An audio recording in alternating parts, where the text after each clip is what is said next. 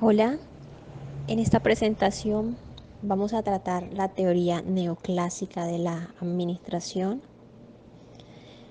Se van a tocar temas como sus características, un ejemplo en donde se aplica esta teoría y la estructura general, epistemológica y teórica que fundamenta esta teoría de la administración. Primeramente, la teoría neoclásica es definida como una redefinición de la teoría clásica que, de acuerdo con los tiempos que corrían en el momento en que se creó esta teoría a mediados de los años 50 del siglo XX, fue actualizada, redimensionada y aplicada al sector empresarial que predominaba en ese momento y a las necesidades organizacionales imperantes de la época. Se cree que esta teoría, o se dice que tiene un gran eclectismo, porque lo que hace es tomar ideas o tomar conceptos clásicos que ya estaban y agregar otros aportes de autores que fueron surgiendo y fueron adaptándola a sus necesidades.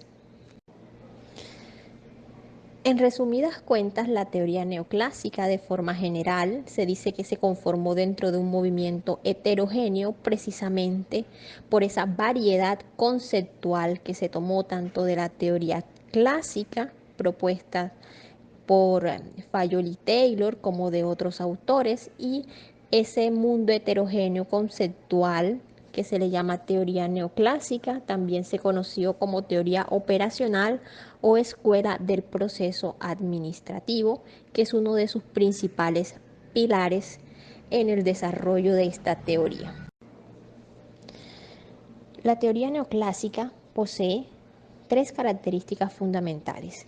La primera se basa en el pragmatismo o el énfasis en la práctica de la administración. ¿Esto qué quiere decir?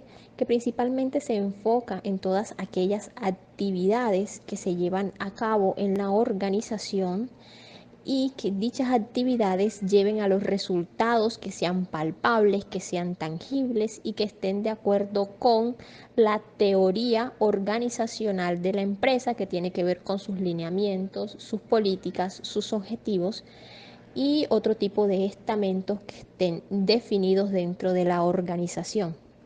Como segunda característica, hay una reafirmación relativa de los postulados clásicos, es decir, fuertemente se ve la influencia de los postulados escritos y divulgados por Taylor y Fayol con respecto a las teorías organizacionales y de la administración, pero estos conceptos son enriquecidos, reestructurados y redimensionados según el contexto socioeconómico y empresarial del momento histórico en que se estaban desarrollando. Es así como, por ejemplo, dentro de lo que dice Fayol se encuentran, que ya sería la tercera característica, los principios generales de la administración, solamente que un poco modificados. Porque acá en la teoría neoclásica establecen que esos principios son la planeación, la organización, la dirección y el control. Y teniendo claro estas características generales, se procede ahora a desglosar en qué consiste esta teoría, cuáles son sus pilares fundamentales. Pasando a los principios de una organización formal, según esta teoría neoclásica, tenemos que los principios básicos de la organización son los siguientes: división del trabajo, especialización, jerarquía, autoridad, responsabilidad, delegación, amplitud administrativa, centralización versus descentralización. Ahora los veremos uno por uno. La división del trabajo, que textualmente dice aquí que descompone los procesos complejos en pequeñas tareas, fue un postulado de la teoría clásica de Taylor, y esta división del trabajo permite que cada trabajador o que cada miembro de la organización adquiera una destreza en una tarea específica. Con ello, trae como consecuencia la especialización, y que esta especialización va a conducir a la departamentalización, es decir, un grupo de personas realizan tareas comunes o que tienen cierta afinidad, constituyen unidades de trabajo que se pueden agrupar formando un departamento. Otro principio básico es la jerarquía. La jerarquía es la manera como está distribuida el mando o los niveles de la organización. Entonces, de acuerdo con esto, existen 3 niveles de jerarquía generales, como es el institucional, el intermedio y el operacional. A nivel de la administración, donde se toman las decisiones acerca de las grandes estrategias globales que van a influenciar en la organización, es en el institucional.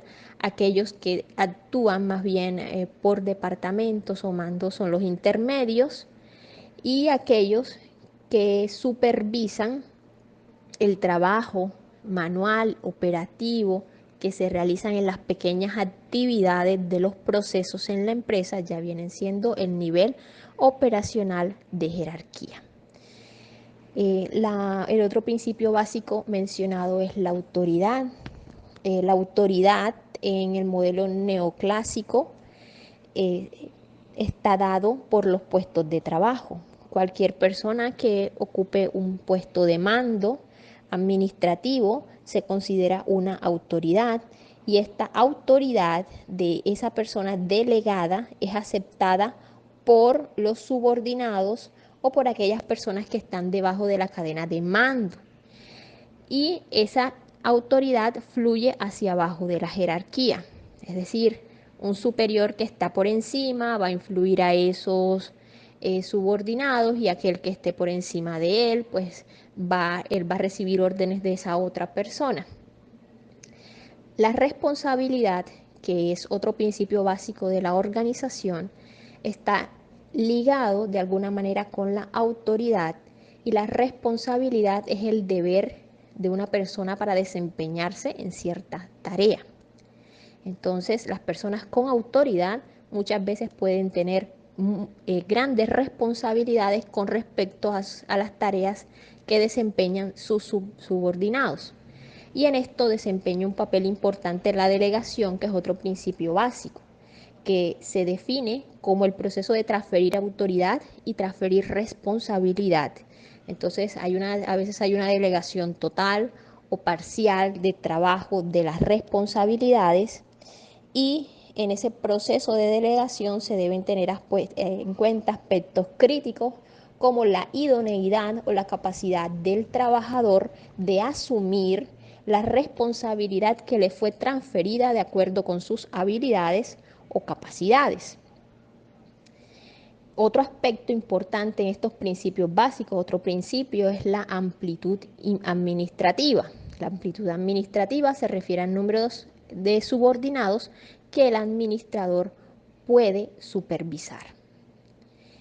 Y el último aspecto es la centralización versus la descentralización, que posee 2 posturas, como su título lo indica: una organización lineal, una organización en donde el mando es central, solamente una o unos pocos dirigentes deciden lo que se hace en toda la cadena, mientras que la descentralización ya tiene que ver con autonomía e independencia por sectores productivos, o depende de las divisiones o departamentos que tenga la empresa. En los niveles más bajos hay una independencia en la manera de trabajar y de ejercer sus funciones con respecto a la centralizada, que no permite ese tipo de libertades. Dentro del proceso administrativo, que es una, o fue mencionado como una de las características del modelo neoclásico o la teoría neoclásica, eso está inmersamente ligado a las funciones del administrador. Es decir, el administrador debe conocer y debe diferenciar y debe saber aplicar estas funciones o estos procesos administrativos de este modelo. Entonces, estas funciones fueron extraídas de la teoría clásica propuesta por Fayol, y han sido modificadas de acuerdo con las necesidades que se han venido presentando a medida que pasa el tiempo y a medida que cambian las empresas, cambian las instituciones y se presentan otro tipo de necesidades. En resumidas cuentas, el proceso administrativo consta de 4 funciones, que son la planeación, la organización, la dirección y el control, que se explicará de manera desglosada y detallada a medida que vayamos avanzando en la presentación.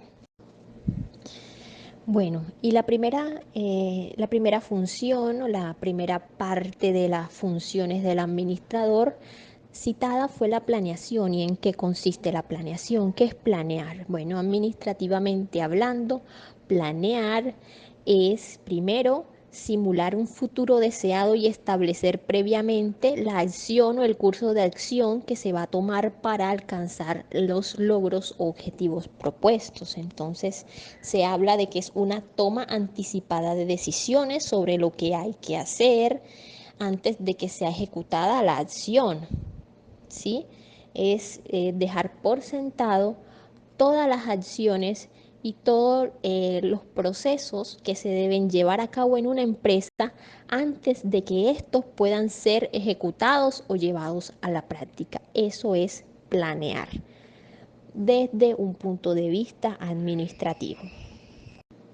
Bueno, como siguiente pregunta tenemos, ¿y cómo se lleva a cabo esta planeación para que pueda funcionar en una empresa, en una institución o en cualquier organización? Bueno, tenemos 4 aspectos principales que hay que tener en cuenta para poder realizar la planeación según el modelo neoclásico. Primero es el establecimiento de objetivos, y esto se trata de decir a dónde quiere llegar la empresa, qué quiere lograr, qué quiere realizar, llevar a cabo. Y en este punto se indica también de que los objetivos tienen su propia jerarquización. Hay unos objetivos que son globales, que involucran el logro o las metas de toda la empresa. Hay unos objetivos que son más, que están por debajo de ellos, son menos priorizables, pero que son necesarios que se hagan en pequeña escala.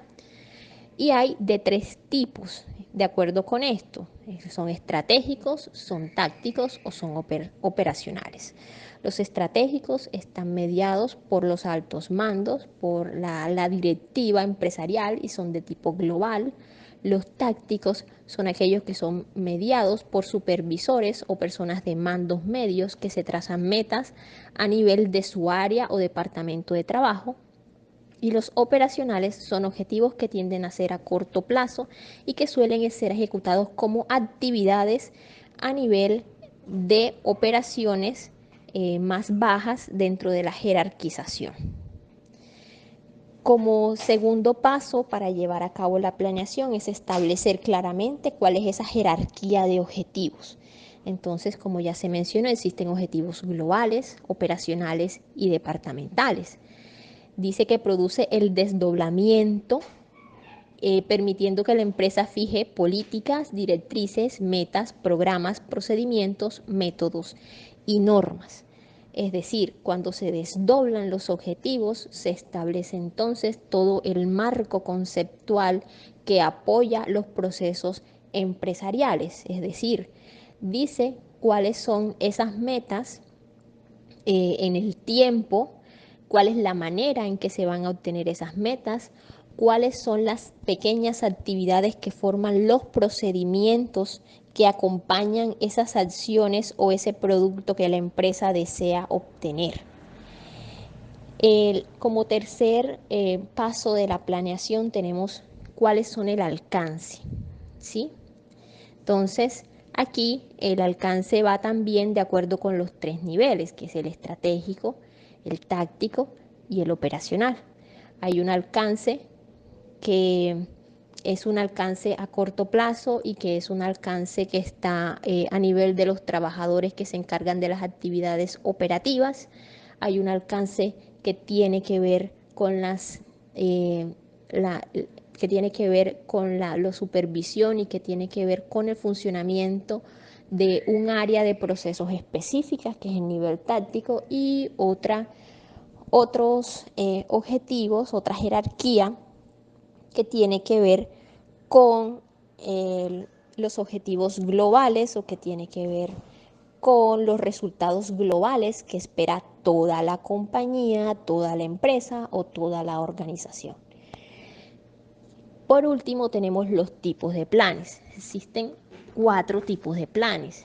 Los que están relacionados con los métodos, o sea, la manera cómo se llevan a cabo ciertos procesos, es decir, los procedimientos, y aquí son muy importantes los organigramas, los diagramas de flujo, los algoritmos que muestren las acciones que se deben llevar a cabo para obtener un resultado muy específico, los que están relacionados con el dinero, es decir, las tablas presupuestales, por ejemplo, quienes se dedican a analizar los gastos, las inversiones en insumo, la productividad, todo eso va en la parte de presupuesto. Los que están relacionados con el tiempo, es decir, más que todo son los cronogramas que direccionan y que dicen en qué momento se deben haber alcanzado ciertos objetivos o se deben haber realizado ciertas actividades. Y aquellos que están relacionados con el comportamiento, los planes del comportamiento, que son las reglas o los reglamentos, es como un trabajador debe comportarse, con las normas que debe seguir en la empresa. Esos son prácticamente los 4 tipos de planes que están aquí contemplados. Bueno, la segunda función del proceso administrativo es la organización, y desde este punto de vista de la administración se define como la parte estructural del proceso administrativo que contempla el acto de organizar, estructurar, integrar los recursos y órganos involucrados de su administración y establecer sus atribuciones y las relaciones entre ellos. Para ello, la organización debe determinar las actividades específicas necesarias para el alcance de objetivos, agrupar las actividades en una estructura lógica y designar las actividades, los puestos y las personas específicas. Bueno, ¿y cuál es el alcance de esta segunda etapa? El alcance se puede dar en 3 niveles: en el nivel global, según el tipo de organización, dependiendo a qué se dedique esa organización, cuáles son sus metas, sus productos y otras características intrínsecas propias de la empresa o la organización de la cual se trate. A nivel departamental, o sea, la departamentalización, dependiendo de cómo esté distribuida las unidades de trabajo que estén en una organización por departamento. Y a nivel de las tareas y operaciones ya se trata de cuáles son las funciones, cuál es la descripción de las actividades o la funcionalidad de cada puesto de trabajo y de cada tarea que debe desempeñar un individuo en específico. Bueno, para la siguiente función administrativa, creo que se responde esta pregunta: ¿cómo hacer que todo marche y suceda? Puesto que planear y organizar solamente es la parte previa a la acción. Entonces, para eso, para que todo se ejecute, está la función de dirección. Y la función de dirección, como ya se dijo, está relacionada con la puesta en marcha de la acción y el liderazgo de las personas que conforman la empresa. Y esto es muy importante, porque la motivación de los trabajadores, las ganas que tengan de realizar bien todas las acciones que lleven o que concluyan en el logro de las metas organizacionales, sean estas a corto, a mediano, a largo plazo, sean estas tácticas, operacionales o sean estratégicas, todo eso es muy importante para el éxito en los procesos empresariales. Entonces, para ello también se debe tener en cuenta que las personas deben ser aplicadas en sus puestos y funciones, debe haber idoneidad, deben estar capacitadas para poder ejercer la labor que les fue encomendada y En cuanto a las funciones que ejercen, se le deben establecer metas y funciones que ellos puedan cumplir de acuerdo a sus capacidades y con la guía y el acompañamiento necesario en los casos en donde amerite para obtener los logros que se quieren a nivel de ese puesto de trabajo o de esas tareas asignadas. Bueno, ¿y cuál es el alcance de la dirección? Entonces, en la dirección, en esta fase, lo que deben hacer los directores, los gerentes, los supervisores es interpretar lo que tienen los planes, es decir, leer y estar al tanto de qué es lo que se debe hacer, cómo se debe hacer, cuándo se debe hacer, cuándo se debe terminar, por qué están haciendo ese trabajo, y eso se debe ejecutar en la dirección a nivel global, a nivel departamental y a nivel operacional, cada uno de acuerdo con el perfil o con las funciones o con digamos las unidades de trabajo que esté administrando. Tenemos que los directores dirigen a los gerentes a los supervisores y los supervisores están dirigiendo pues a los obreros. Entonces, todo esto es muy importante a nivel de la estructura empresarial y de la ejecución de las tareas, tener claras las funciones y llevar a cabo todo lo que está en los planes. Como última función administrativa tenemos el control, que lo que busca es que garantizar o asegurar que los resultados de lo que fue planeado, organizado y dirigido se ajusten a los objetivos que se establecieron. Es decir, el control busca verificar que haya habido un cumplimiento de aquello que inicialmente se planeó, de aquello que inicialmente se trazó y se organizó para que la empresa o la organización marchara como debía ser, de acuerdo con sus metas institucionales u operacionales, dependiendo de los objetivos que se haya trazado.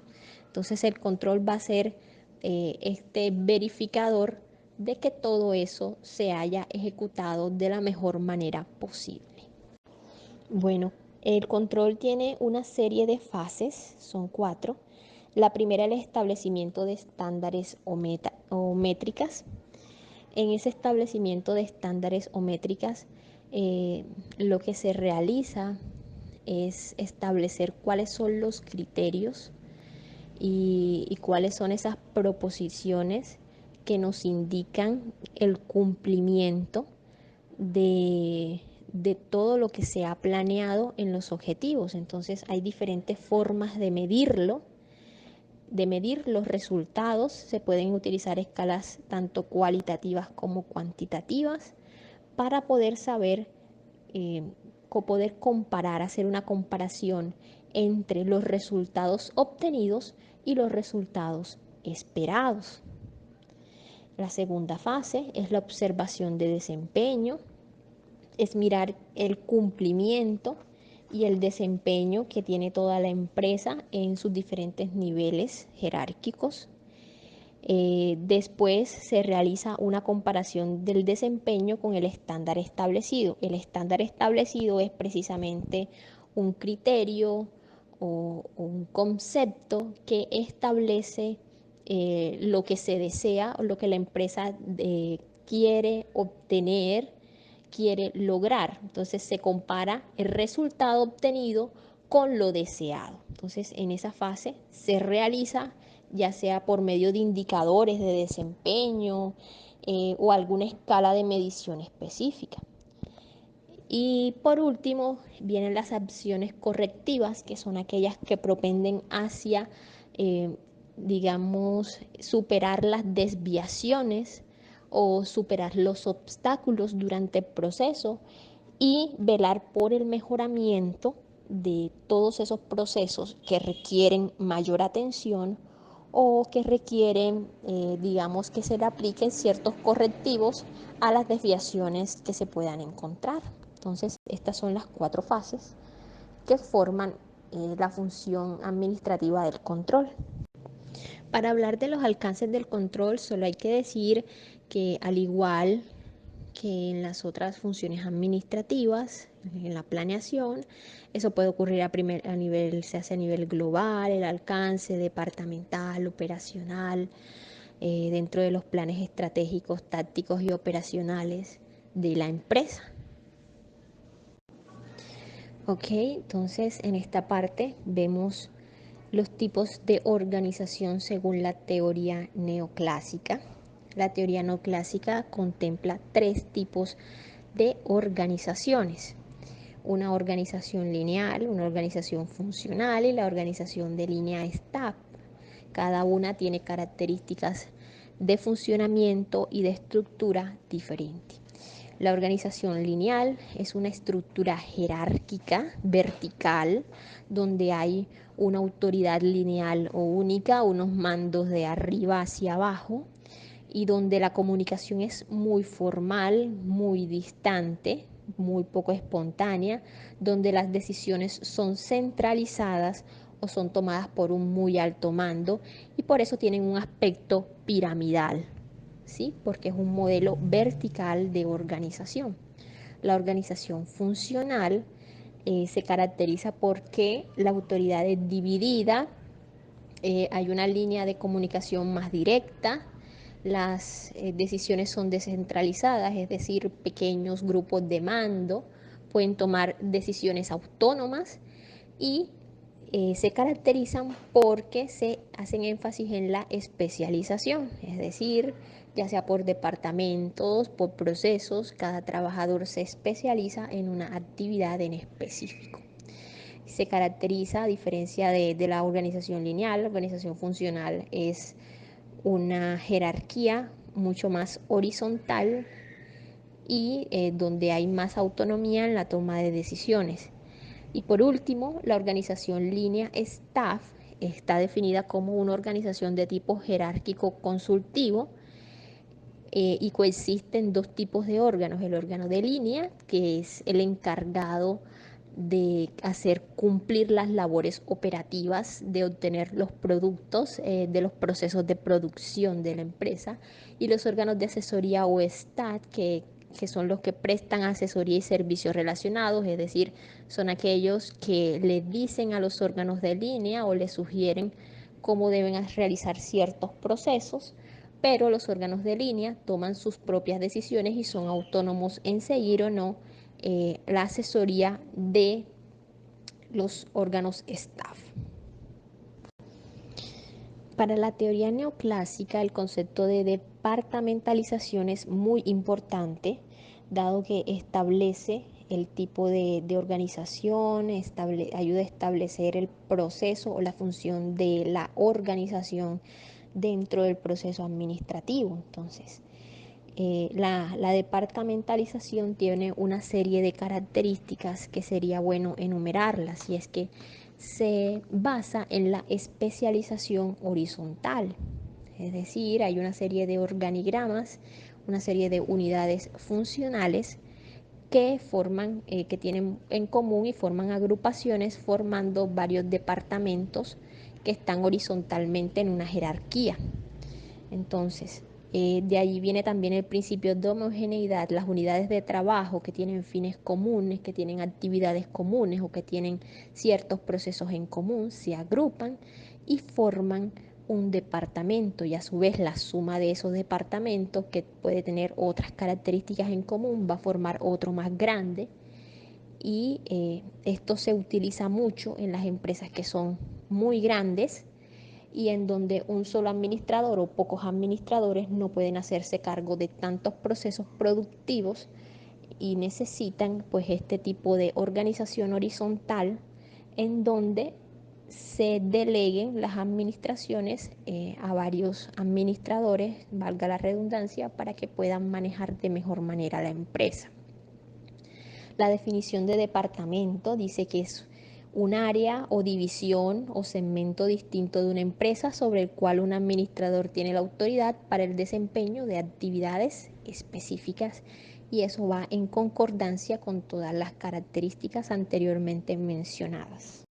Siguiendo con la temática de la departamentalización, existen diferentes tipos de departamentalización. Existen 6 tipos para ser específica. Está el por funciones o departamentalización funcional, por productos o servicios, por ubicación geográfica, por clientes, por etapas de proceso o procesamiento y por proyectos.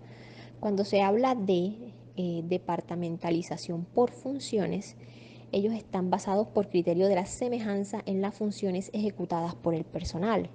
Por ejemplo, los vendedores, las personas encargadas de promocionar un producto en una empresa y de acercarse a los clientes, o publicidad de ese producto para que se logre la venta, pueden hacer parte del departamento de ventas. Aquellas personas que manejen los insumos y den como resultado la formación o la salida de ese producto que se va a comercializar, pero ellos están en la fase de producción, entonces pertenecen al departamento de producción.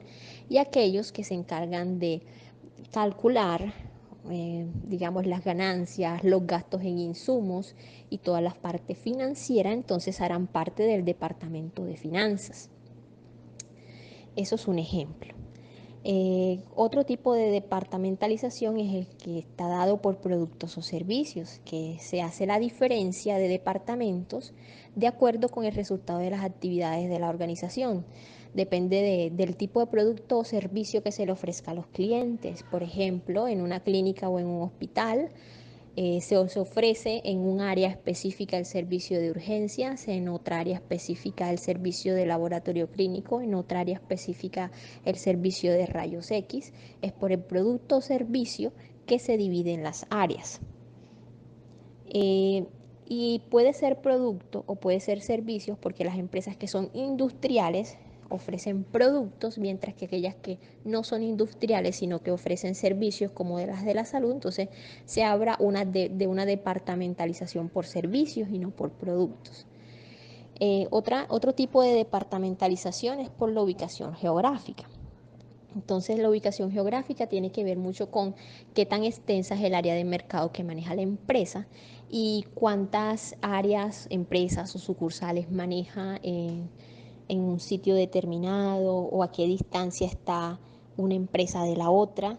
Entonces, qué tan dispersas están. Entonces, las empresas que manejan almacenes de cadena y todo eso entrarían en este tipo de departamentalización.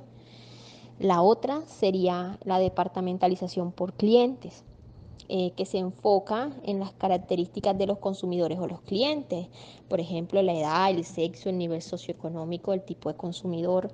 Un ejemplo de eso puede ser una tienda de videojuegos que sus departamentos se especializan, o los fabricantes de videojuegos que se especializan en un público específico, si es un público parvulario, un público infantil, los videojuegos que van dirigidos a niños muy pequeños, a niños en edad escolar, o los videojuegos que van dirigidos a adultos. Entonces esa sería una clasificación del cliente, el sector del cliente o del mercado al que se está enfocando cierto departamento de una empresa. La otra es por etapas del proceso o procesamiento, y estas se agrupan de acuerdo con el flujo del proceso productivo. Esto se aplica mucho para las grandes empresas tecnológicas, dependiendo de los subproductos que se den en cada proceso productivo. Y por último está la departamentalización por proyectos, que se basa en la salida y los resultados de la empresa.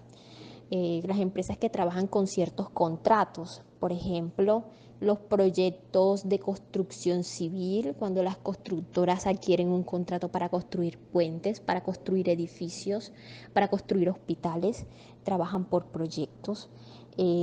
Aquellas que fabrican ciertos productos o insumos específicos, que pueden trabajar también por proyectos.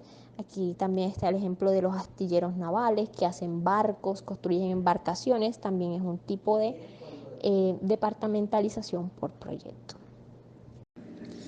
Ahora les muestro un ejemplo de la aplicación de la teoría neoclásica. En un hospital de mediana complejidad en Colombia, normalmente existen una serie de procesos administrativos que se pueden configurar como parte de la teoría neoclásica. Un ejemplo de ello es cuando se mira la existencia de documentos que evidencian el proceso administrativo que describe esta teoría. Hay una planeación cuando se encuentran documentos como los planes operativos institucionales de los diferentes departamentos y de la institución misma a nivel global. También se pueden encontrar una serie de definiciones de objetivos, de políticas y de otros estamentos descritos durante la planeación que están contemplados en los manuales de procedimiento, las políticas institucionales, los objetivos, las metas, los cronogramas, los organigramas, los manuales de funciones y de procedimientos. Y en la parte de la dirección, pues los manuales de procedimiento desempeñan un papel muy importante en donde hay una serie de organigramas y fluogramas que direccionan todos esos procesos y hay una serie de formatos que se llenan durante la ejecución de ciertas actividades a nivel hospitalario en cada departamento. También existe un manual de control interno, unas listas de verificación y de chequeo que son realizadas por auditores para la normalización de desviaciones y que eso ya sería de la parte de control que se constituye en la última etapa de estas instituciones o del proceso administrativo, aunque teniendo en cuenta que es un proceso cíclico, pues no se queda allí porque luego de eso hay que volver a planear y repetir todo este proceso. Eh, Otro aspecto que da cuenta de que se han tomado las ideas de modelo neoclásico para el funcionamiento de los hospitales de mediana complejidad es que existen departamentos de acuerdo con los servicios prestados. Entonces la departamentalización está configurada de una manera horizontal y en cada uno de los departamentos existe un jefe supervisor que da cuenta de las actividades que allí se llevan a cabo y los procedimientos por parte de sus subordinados. Entonces todos esos procedimientos están documentados y presentan una serie de resultados para el funcionamiento pues, de ese servicio que ese servicio presta a los usuarios o a los pacientes. Entonces, por todo esto, un hospital de mediana complejidad es un buen ejemplo de cómo aplicar la teoría neoclásica de la administración para ciertas organizaciones. A continuación, presentamos las referencias bibliográficas que se emplearon en la elaboración de este documento, de esta presentación. Primero está un libro, formato digital y una presentación en diapositivas que fue tomado, un modelo de diapositivas que fue modificado, pero cuyo diseño fue tomado de una página de internet en específico. Las personas a cargo de esta presentación son respectivamente Liliana Ruiz Toro y Juliana Ballesteros Correa de la Universidad Autónoma de Manizales, estudiantes de Tecnología en Gestión de Negocios, primer semestre. Presentamos esta actividad como parte del módulo Teorías Organizacionales y Administrativas. Les agradecemos por ver esta presentación, espero que haya sido de utilidad y de interés para el público.